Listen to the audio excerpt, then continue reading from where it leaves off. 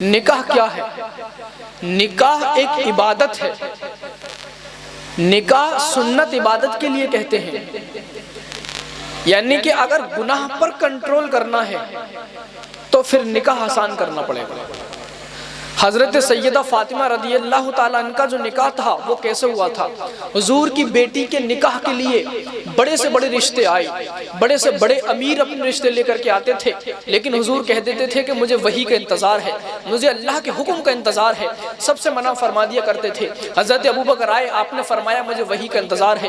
حضرت عمر آئے، آپ نے فرمایا مجھے وحی کا انتظار ہے۔ پھر حضرت عمر نے اور حضرت ابوبکر نے یہ مشورہ کیا کہ ہمیں ایسا لگتا ہے گویا کہ حضور کا جو اشارہ ہے وہ حضرت علی کی طرف ہے، چلو چلتے ہیں۔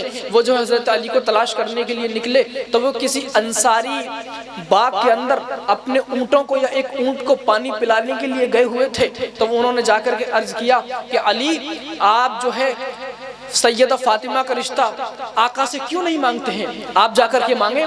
تو آپ نے کہا میں کیسے مانگ سکتا ہوں، میرے پاس گھر نہیں ہے، میرے پاس مال بھی نہیں ہے، میں کہاں ان کو رکھوں گا؟ کہا کہ تو مانگ تو صحیح جا کر کے۔ انہوں نے حضرت علی نے ابو بکر اور حضرت عمر کے کہنے پر حضور علیہ السلام کے گھر کا سفر کیا، اور جب جا کر کے دستک دی دروازے پر تو اندر سے حضور نے اپنی زوجہ سے کہا کہ دروازہ جلدی کھولو، یہ جو آنے والا ہے یہ اللہ کا بھی محبوب ہے اور اللہ کے محبوب کا بھی محبوب ہے، اور یہ ایک خواہش لے کر کے آ رہا ہے اور وہ پیغام لے کر کے آ رہا ہے جو پیغام مجھے جبریل نے سنا دیا ہے، گویا کہ تم جلدی دروازہ کھولو۔ تو حضور کی زوجہ نے جو ہے بہت جلدی کی اور فرماتی ہیں مجھے اتنی خوشی ہوئی کہ میں اتنی اسپیڈ سے دروازہ کھولنے کے لیے گئی کہ گرنے سے میں بچی، اور جا کر کے میں نے دروازہ کھولا تو میں نے علی کو دیکھا، اور علی نے آ کر کے جو ہے حضور علیہ السلام کے پاس آ کر کے کھڑے ہو گئے۔ تو میرے آقا نے فرمایا علی فاطمہ کے رشتے کے لیے آئے ہو، فاطمہ کا ہاتھ مانگنے آئے ہو؟ یہ وہ نبی ہیں جن کو دلوں کا بھی راز معلوم ہے، دلوں کی بات جن کو معلوم ہوتی ہے، وہ ہمارے آقا ہیں۔ کہتے ہیں کہ آپ جو ہے فاطمہ کا ہاتھ مانگنے کے لیے آئے ہیں۔ کہا کہ علی فاطمہ کا ہاتھ مانگنے تو بعد میں آیا ہے، اللہ تعالیٰ نے فاطمہ اور تیرا نکاح عرش اعظم پہ کر دیا ہے۔ ابھی جبریل آئے تھے، انہوں نے آ کر کے عرض کیا تھا کہ یا رسول اللہ، اللہ تبارک و تعالیٰ نے حضرت فاطمہ کا اور حضرت علی کا نکاح فرما دیا گیا ہے، اور ان کا خطبہ حضرت آدم علیہ السلام نے پڑھا تھا، اور 40,000 فرشتے ان کے نکاح میں موجود تھے، تو راحیل نام کے فرشتے نے ان کا ایجاب و قبول کرایا تھا۔ تو علی تو بعد میں آیا ہے، اللہ تبارک و تعالیٰ نے تیرا نکاح پہلے کر دیا ہے۔ سبحان اللہ، سبحان اللہ۔ اور ان کی مہر کیا مقرر ہوئی تھی؟ ان کی مہر چاندی مقرر ہوئی تھی جو آج کے حساب سے 1 کلو 600 کچھ گرام بیٹھتی ہے۔ تو حضرت علی نے جب یہ مقرر کر دی، حضور علیہ السلام نے جا کر کے فرمایا کہ فاطمہ تمہاری مہر 1 کلو 600 کچھ گرام چاندی مقرر ہوئی ہے۔ تو سیدہ فاطمہ نے جو ہے اس کو ایکسیپٹ نہیں کیا، اس کو قبول نہیں کیا، بلکہ سیدہ نے فرمایا بابا بظاہر تو یہی رہے، لیکن میری جو مہر ہوگی میں یہ چاہتی ہوں کہ میں اس کو خود مقرر کروں، اپنی مہر کو میں خود مقرر کروں، میں خود طے کروں۔ تو کیا تھی ان کی مہر؟ کہا سیدہ کیا چاہتی ہے فاطمہ، تیری مہر کیا ہونا چاہیے؟ تو کہا کہ میں مہر یہ چاہتی ہوں کہ میری مہر میں اللہ تعالیٰ آپ کی امت کو بخش دے، یعنی آپ کی امت کی بخشش میرا مہر ہو، میں یہ چاہتی ہوں۔ ادھر فاطمہ شرط لگا رہی تھی، ادھر حضرت جبریل ایک نور کی قلم سے لکھا ہوا لیٹر لے کر کے آتے ہیں، اس پر اللہ تبارک و تعالیٰ نے لکھا تھا کہ فاطمہ کی مہر ہم نے اپنے حبیب کی امت کی بخشش رکھی ہے۔ سیدہ فاطمہ نے اس کو لیا اور یہ کہا کہ جب میرا انتقال ہو تو میری قبر کے اندر اس کو رکھ دینا، تاکہ میں میدان محشر میں اللہ تعالیٰ کو دکھا سکوں کہ مولا تم نے تو وعدہ کیا تھا کہ میں نے تیری مہر اپنے تیرے بابا کی امت کی بخشش کو رکھا ہے، تو اس طریقے سے میرے نانا کی بابا کی امت بخش دی جائے گی۔ یہ ان کی مہر تھی۔ اتنی غربت تھی کہ مہر مقرر کرنے کے لیے زرہ بیچنی پڑی، زرہ جس کو حضرت علی جنگ میں لے کر کے جاتے تھے۔ تو جب اس کو بازار میں لے کر گئے زرہ بیچنے کے لیے، تو جب اعلان کر رہے تھے نا کہ کوئی ہے میری زرہ کو خریدنے والا، تو دیکھنے والے کی چیخیں نکل پڑی کہ یہ تو وہی زرہ تھی جو جنگ خندق کے اندر موجود تھی، بڑی بڑی جنگوں میں اس زرا کو لے کر حضرت علی جاتے تھے، آج اس زرا کو بیچ رہے ہیں اور فرما رہے ہیں اگر مجھے نئے تانبے کی ضرورت نہ ہوتی، اگر نئے تانبے کی ضرورت مجھ کو میسر نہ آتی تو آج علی اس زرا کو نہ بیچتا۔ حضرت علی نے اس زرا کو بیچ کر کے مہر کا انتظار کیا، اور اللہ کے نبی نے فرمایا علی اس زرا کو بیچ کر کے مہر کا انتظام کرو اور خوشبو کا انتظام کرو۔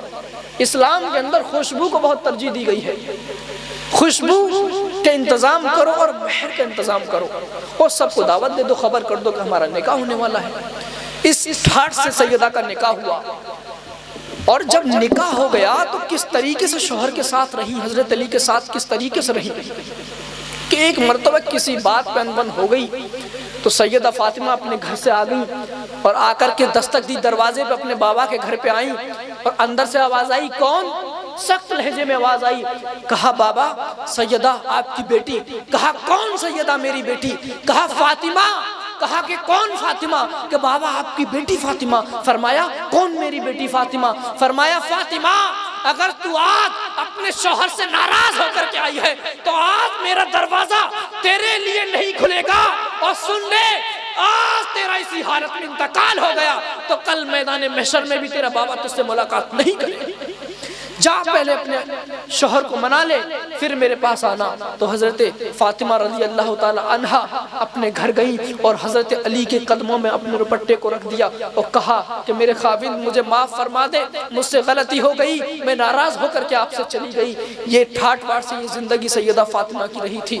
آج کل ہماری بہنیں ذرا بات پر ناراض ہو جاتی ہیں اور پھر طلاق تک نوبت آ جاتی ہے، حالانکہ یہ سیدہ فاطمہ کا طریقہ نہیں ہے۔ سیدہ فاطمہ کا طریقہ تو یہ تھا کہ شوہر ناراض ہو گئے تو حضور علیہ السلام نے ان کے لیے دروازہ نہیں کھولا اور یہ کہہ دیا کہ اسی حالت میں اگر تیرا انتقال ہو گیا تو تیرا بابا میدان محشر میں بھی تجھ سے ملاقات نہیں کرے گا۔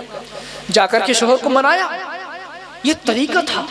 آج کل کی بہنوں کا طریقہ یہ ہے، ذرا سی بات پر ناراض ہو کر کے چلی جاتی ہیں، پھر اپنے گھر پہ رہتی ہیں، اور گھر والے بھی اتنے بڑے والے ہوتے ہیں کہ واہ تیرا باپ بھکاری تھوڑی ہے، تیرا باپ غریب تھوڑی ہے، اس کو جیل کرا دی جائے گی، اس کو تھانے کے چکر لگوا دیے جائیں گے، کورٹ کے چکر لگاتے لگاتے اس کی جوتیاں کھچ جائیں گی، تیرا باپ کسی سے کم نہیں ہے، بیٹی اب تو یہی رہے۔ یہ زندگی برباد کرنا ہے، بچیوں کی زندگی برباد کرنا ہے، یہ طریقہ صحیح نہیں ہے۔ اس طریقے سے آپ کی بیٹیوں کی زندگی برباد ہوتی ہے۔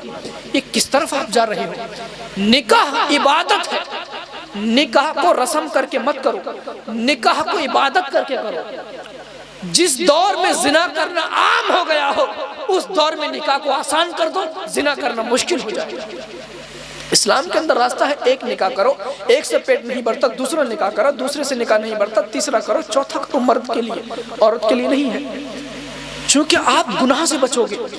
اگر آپ ایک نکاح کر کے پھر بھی گناہ کی طرف جا رہے ہیں تو پھر اللہ کی ناراضگی ہے، اور دوسرا نکاح کر کے آپ گناہ سے بچتے ہیں تو اس سے بڑی بات کیا ہو سکتی ہے۔ اب میں آپ کو خاص بات نکاح کے تعلق سے بتاؤں کہ نکاح عبادت کیوں ہے۔ آپ نماز پڑھیں، جب تک آپ نماز میں رہیں گے جب تک آپ کو ثواب ملتا رہے گا۔ آپ حج کے لیے جائیں، آپ کی 15 دن میں واپسی ہو، 15 دن تک آپ کو ثواب ملتا رہے گا۔ آپ کی 20 دن میں واپسی ہو، آپ کو 20 دن تک ثواب ملتا رہے گا۔ آپ کی 40 دن میں واپسی ہو، آپ کو 40 دن تک ثواب ملتا رہے گا۔ اگر آپ روزے کی حالت میں ہیں تو صبح صادق سے لے کر کے غروب تب تک آپ کو ثواب ملتا رہے گا۔ لیکن واللہ نکاح ایک ایسی نیکی ہے، جب تک کہ آپ کا نکاح رہے گا آپ کو ثواب ملتا رہے گا۔ اگر آپ بغیر نکاح کے 2 رکعت پڑھو گے تو صرف 2 رکعت پڑھنے کا ثواب ملے گا۔ نکاح ہونے کے بعد آپ نے 2 رکعت پڑھی تو 2 رکعت کا نہیں 70 رکعت کا آپ کو ثواب دیا جاتا ہے۔ یہ نکاح ہے، نکاح کو اللہ نے عبادت قرار دیا ہے، عبادت۔ نکاح کی حالت میں جو بندہ سوتا ہے وہ سونے کا وقت بھی عبادت میں گنا جاتا ہے۔ نکاح کی حالت میں جو بندہ جا کر کے کوئی کام کرتا ہے اس کام کا بھی اجر اس کو نیکی سے دیا جاتا ہے۔ یہ نکاح کی برکت ہے۔ نکاح کو آسان بناؤ، نکاح کرنا بہت مشکل ہو گیا ہے، اور جو جائز طریقے سے نکاح کا طریقہ ہے اس طریقے سے نکاح ہونا چاہیے۔ آج کل ڈیمانڈ ہونے لگی ہے شادیوں میں، لوگ ڈیمانڈ کرنے لگے ہیں کہ ہم کو یہ چاہیے، ہم کو وہ چاہیے، حالانکہ یہ لڑکی والوں پر زور ڈالنا ہے۔ لڑکی کی استطاعت اتنی نہیں ہے، وہ آپ کو کہاں سے بھلا آپ کی جہیز کی ڈیمانڈیں پورا کریں گے؟ نکاح کیا ہے؟ نکاح صرف ایجاب و قبول کا نام ہے۔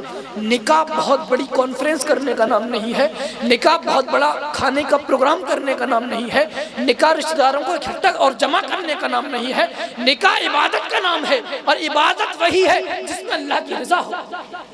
جس میں اللہ کی ناراضگی ہو وہ عبادت کیسے؟ وہ تو وبا ہے، بلا ہے، تو اس سے بچیں اور صحیح طریقے کی طرف پلٹے واپس آئیں۔ سیدہ خدیجہ الکبریٰ، سیدی خدیجہ کا نکاح کیسے ہوا تھا؟ ان کے پاس بھی بڑے بڑے رشتے آتے تھے۔ سیدنا خدیجہ الکبریٰ رضی اللہ تعالیٰ عنہ کے پاس بھی بہت بڑے بڑے نکاح کے آفر آئے، لیکن آپ نے سارے آفروں کو ٹھکرا دیا۔ اب آپ نے سارے آفروں کو ٹھکرا کر کے میرے نبی کے پاس پیغام بھیجا نکاح کا، کہ محمد عربی سے نکاح کرنا چاہتی ہے خدیجہ۔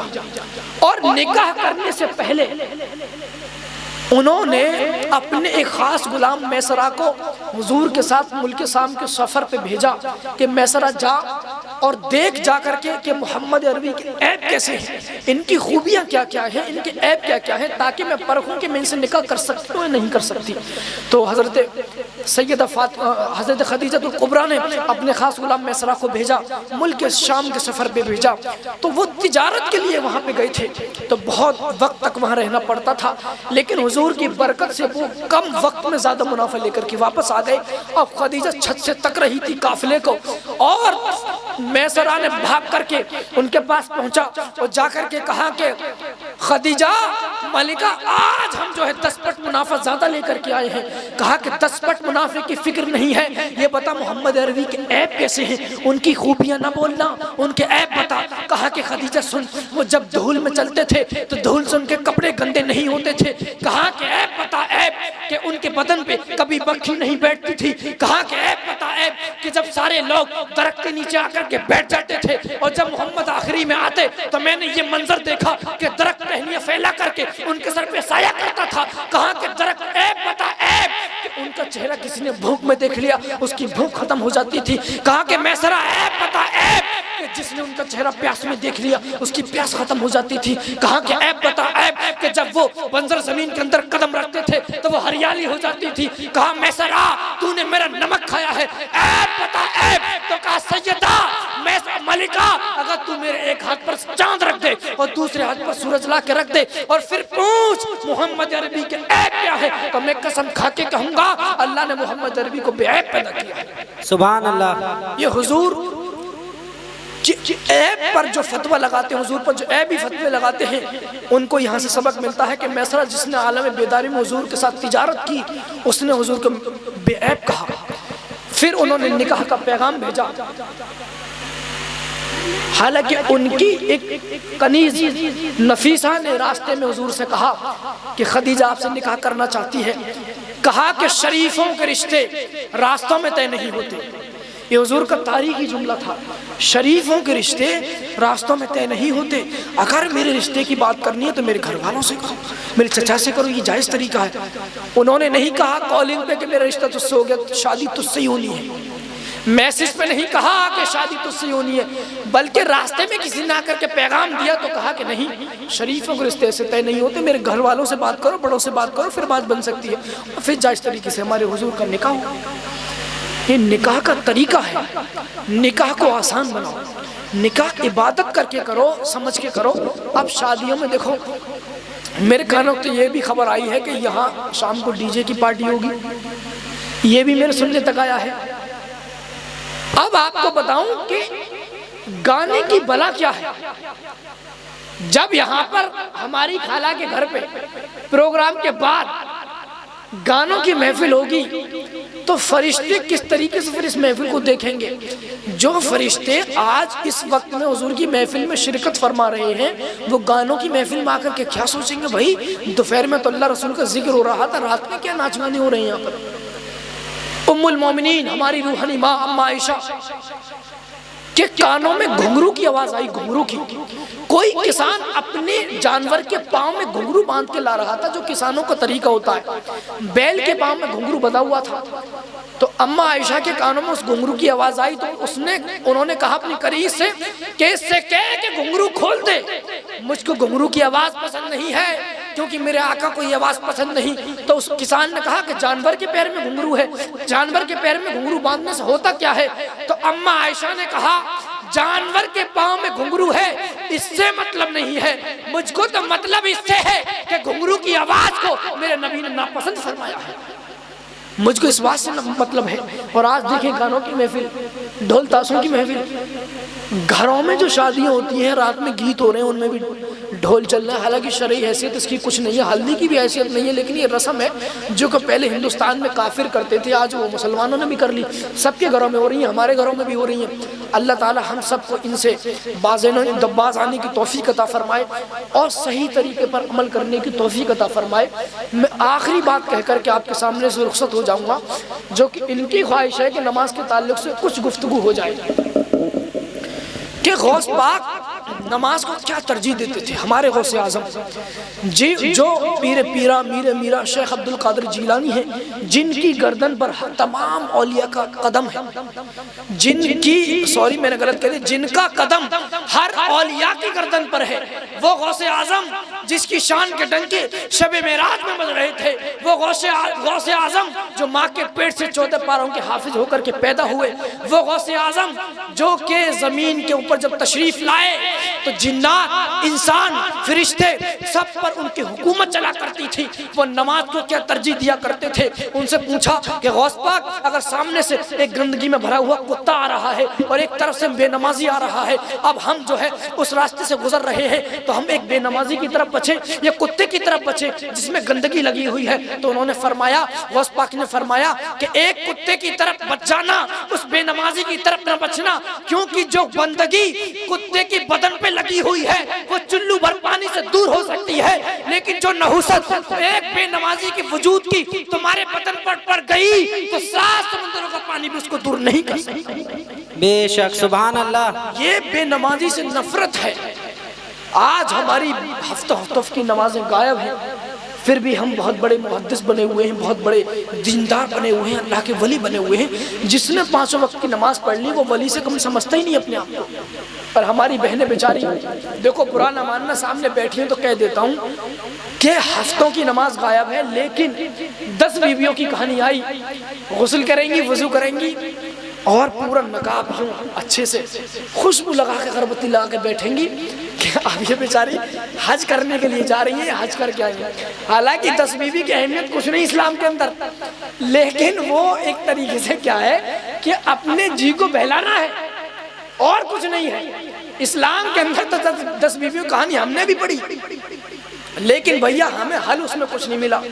ہم کو کسی خواتین نے بلایا پڑھنے کے لیے، ہم وہاں گئے تو ہم نے یہ پڑھا، اس کتاب میں لکھا ہوا تھا کہ ایک تخت پہ کچھ خواتین بیٹھی تھی، وہ 10 بیویوں یا 12 بیویوں کی کہانی پڑھ رہی تھی، تو اس کے بعد ان کو اتنا زیور مل گیا، اتنا سونا مل گیا، سونے کی مٹکی مل گئی، لیکن 10 بیویوں کی کہانی اس میں بھی نہیں ملی۔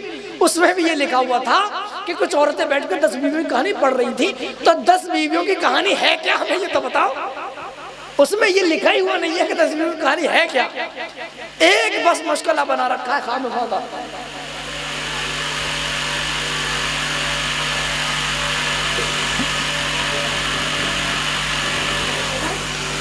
تو اس سے بچیں اور گھروں میں اپنا ماحول اچھا بنائیں، کیونکہ گھروں میں جو ماحول عورتیں بنا پاتی ہیں اولاد اسی ماحول میں ڈھلتی ہے۔ دیکھیے ہمارا ہر بچہ ہیرا ہے۔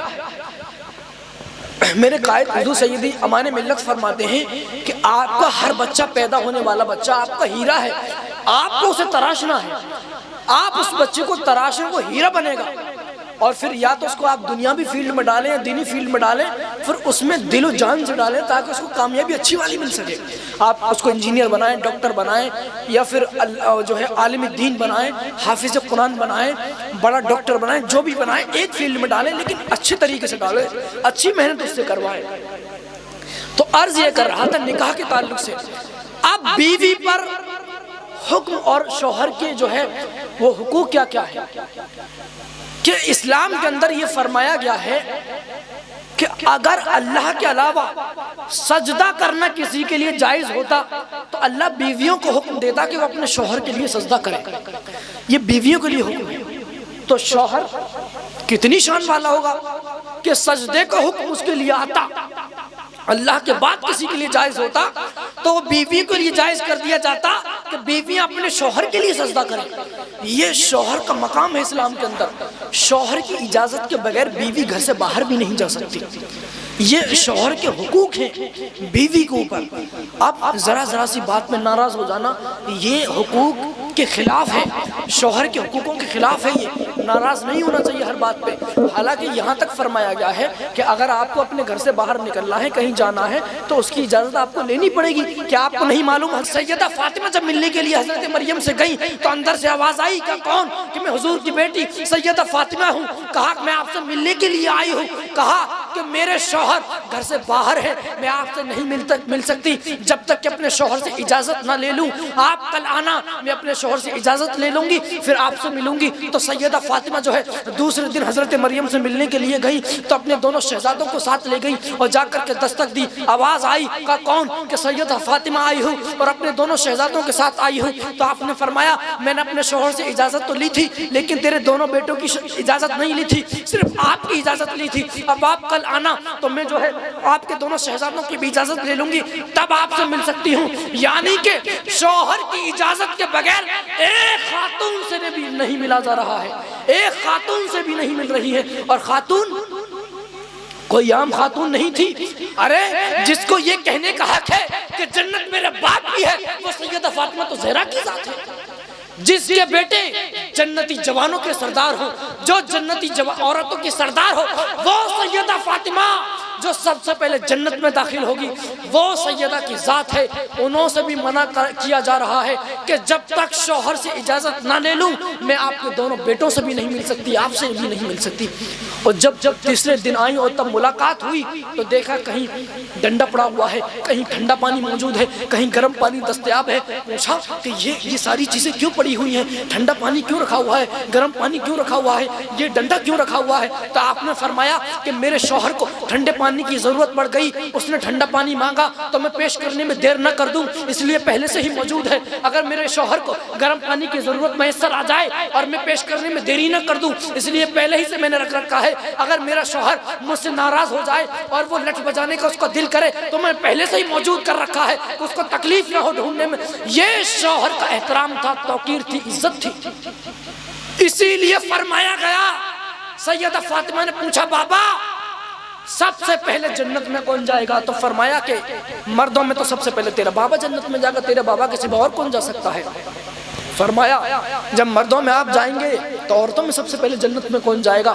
تو فرمایا میری بیٹی, میری شہزادی, عورتوں میں سب سے پہلے جنت میں وہ جو عمران کی بیٹی ہے نا, جو عیسیٰ کی امی ہے نا, جس کو مریم کہتے ہیں, وہ سب سے پہلے عورتوں میں جنت میں جائے گی. تو جب یہ اتنا سنا تو سیدہ فاطمہ کے چہرے پر غم کے آثار آ گئے اور کہنے لگی بابا میں تو سوچتی تھی کہ مردوں میں سب سے پہلے جنت میں آپ جائیں گے اور میں پوچھوں گی عورتوں میں کون جائے گا تو آپ میرا نام لیں گے, لیکن بابا آپ نے میرا نام نہ لیا, آپ نے مریم کا نام لیا ہے. کہا میری بیٹی بات تو یہی ہے کہ جس سواری پر تو سوار ہو کر کے جائے گی اس کی نکیل مریم کے ہاتھ میں ہوگی, تو مخدومہ بن کے جائے گی, وہ خادمہ بن کے جائے گی. نعرے تکبیر, نعرے رسالت, نعرے حیدری, حضور مفتی اعظم ہند, جشن عید میلاد النبی, نعرے تکبیر, نعرے رسالت.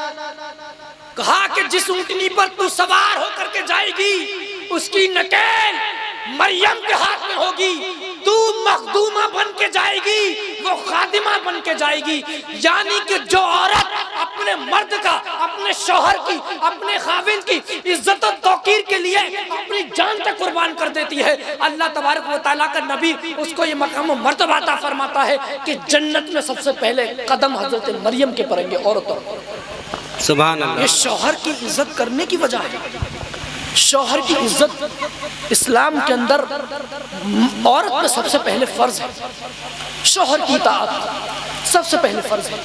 اور جب بچے پیدا ہو جائیں، جیسے کہ میں نے ابھی آپ سے عرض کیا کہ میرے قائد حضور سیدی امان ملت نے فرمایا ہے کہ آپ کا ہر بچہ وہ ہیرا ہے، ہیرا، اس کو آپ کو تراشنا ہے، آپ کو اس کو تراش کر کے ایک کامیاب بچہ بنانا ہے تاکہ وہ در در کی ٹھوکریں نہ کھا سکے، یا تو دنیاوی پڑھائی پڑھائیں یا دینی پڑھائی پڑھائیں، لیکن اس کو کامیاب بنائیں، بیچ میں ادھورا نہ چھوڑیں۔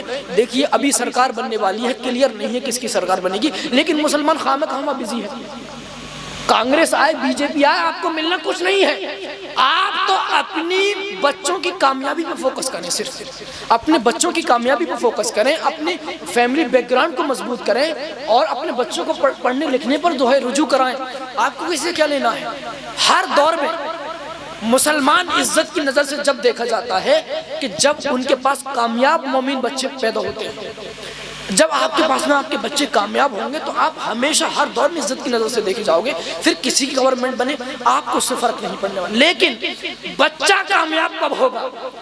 جب مائیں غوث پاک جیسی مائیں ہوں گی، غوث پاک کی ماں جیسی ماں ہوں گی، غوث پاک کی ماں، کہ غوث پاک کے ابو اور والد اور والدہ دونوں ولی تھے، ماں بھی ولیہ ان کے والد بھی ولی۔ یہ ایک مرتبہ دریا کے کنارے سے گزر رہے تھے، ان کو بھوک لگ رہی تھی تو دیکھا کہ دریا میں کوئی سیب بہہ کر کے آ رہا ہے، آپ نے اٹھا کر کے کھا لیا۔ اب جب کھا لیا تو آپ کو یہ احساس ہوا کہ تو نے بغیر اجازت کے کھا لیا، یہ سیب کس کا تھا؟ تو نے پوچھا بھی نہیں، حالانکہ دریا میں بہہ کر آ رہا تھا، لیکن پوچھنا چاہیے تھا نا کس کا ہے۔ اب ان کو ٹینشن ہوئی تو یہ جو ہے اس دریا کے کنارے گئے تو دیکھا کہ باغ موجود ہے اور اس باغ کے درخت کی ٹہنیاں دریا کے اوپر آ رہی ہیں، تو گویا کہ وہ درخت کی ٹہنیاں تھی، ان سے سیب گر کر کے ندی میں گرا تھا، اور وہ اس باغ میں پہنچتے ہیں اور مالک سے جا کر کے کہتے ہیں کہ دریا میں آپ کے باغ سے گرا ہوا سیب جا رہا تھا، میں نے بھوک کی بنیاد پر اس کو اٹھا کر کے کھا لیا ہے، میں نے آپ کی اجازت نہیں لی تھی، آپ بتاؤ مجھے معاف کرتے ہیں؟ یہ کس شرط پہ آپ معاف کریں گے؟ کہا کہ 40 سال تک کہ تجھے میرے باغ کی نوکری کرنی پڑے گی، تب معافی ہو سکتی ہے۔ انہوں نے یہ نہیں کہا کہ 40 سال میں تو نہیں کر سکتا 40 سال، آپ تو کچھ اور بتا دیں یا اجرت دے دیں کہ میں آپ کی قیمت چکا کر کے آپ کا جو ہے آپ مجھے معاف کر سکیں، لیکن نہیں، یہ غوث اعظم کے والد تھے، کہا کہ واللہ میں 40 سال تک کہ تیری غلامی کرنے کے لیے ریڈی ہوں، جس سے کہ تو مجھے معاف کر سکے، اللہ میری پکڑ نہ کرے۔ 40 سال تک کہ انہوں نے عبادت کی، اور پھر دیکھیں دوسری شرط کیا تھی، جب 40 سال کی عبادت ہو گئی، دوسری شرط یہ تھی کہ اب معافی تب ملے گی، میری ایک بیٹی ہے جو آنکھ سے اندھی ہے، کان سے بہری ہے، زبان سے گونگی ہے، ہاتھوں سے کر نہیں سکتی کچھ، پیروں سے چل کے دوسری جگہ جا نہیں سکتی، لولی بھی ہے، بہری بھی ہے، اندھی بھی ہے، گونگی بھی ہے، اس سے تجھے نکاح کرنا پڑے گا۔ اگر تجھے نکاح کر لیا تو میں نے تجھے معاف کیا، اگر تجھے نکاح نہیں کیا تو میں نے تجھے معاف نہیں کیا۔ لیکن